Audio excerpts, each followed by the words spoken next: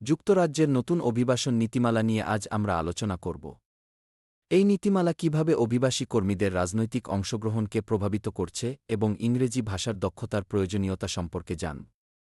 প্রথমে নতুন অভিবাসন নিয়মাবলী নিয়ে কথা বলি। যুক্তরাজ্য সরকার সম্প্রতি কিছু গুরুত্বপূর্ণ পরিবর্তন এনেছে।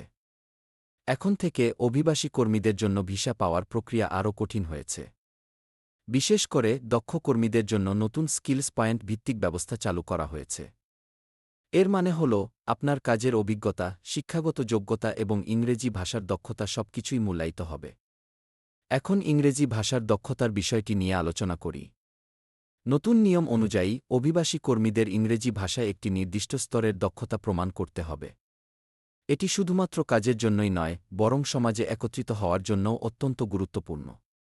ইংরেজি ভাষায় দক্ষতা অর্জন করা মানে আপনি স্থানীয় সংস্কৃতির সঙ্গে আরও ভালোভাবে মিশতে পারবেন এবং আপনার মতামত প্রকাশ করতে পারবেন। লেবার পার্টির অবস্থানও এখানে গুরুত্বপূর্ণ। তারা অভিবাসীদের অধিকারের পক্ষে কথা বলছে এবং নতুন নিয়মগুলোর বিরুদ্ধে তাদের উদ্বেগ প্রকাশ করেছে। তারা মনে করে যে এই কঠোর নিয়মাবলী অভিবাসীদের রাজনৈতিক অংশগ্রহণকে সীমিত করবে। রাজনৈতিক অংশগ্রহণের জন্য অভিবাসীদের অবশ্যই তাদের অধিকার সম্পর্কে সচেতন হতে হবে এবং ভোট দেওয়ার সুযোগ পেতে হবে। পুরনো এবং নতুন নিয়মের মধ্যে একটি দ্রুত তুলনা করলে দেখা যায়, পূর্বে অভিবাসীদের জন্য কিছুটা সহজ ছিল ভিসা পাওয়ার প্রক্রিয়া। কিন্তু এখন নতুন নিয়মাবলী অনেক বেশি কঠোর।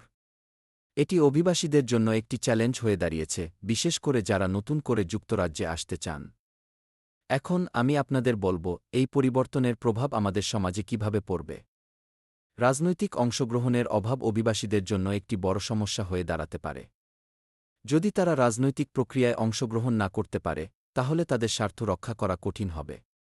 অতএব আমাদের উচিত এই বিষয়গুলো নিয়ে সচেতন হওয়া এবং আমাদের মতামত প্রকাশ করা।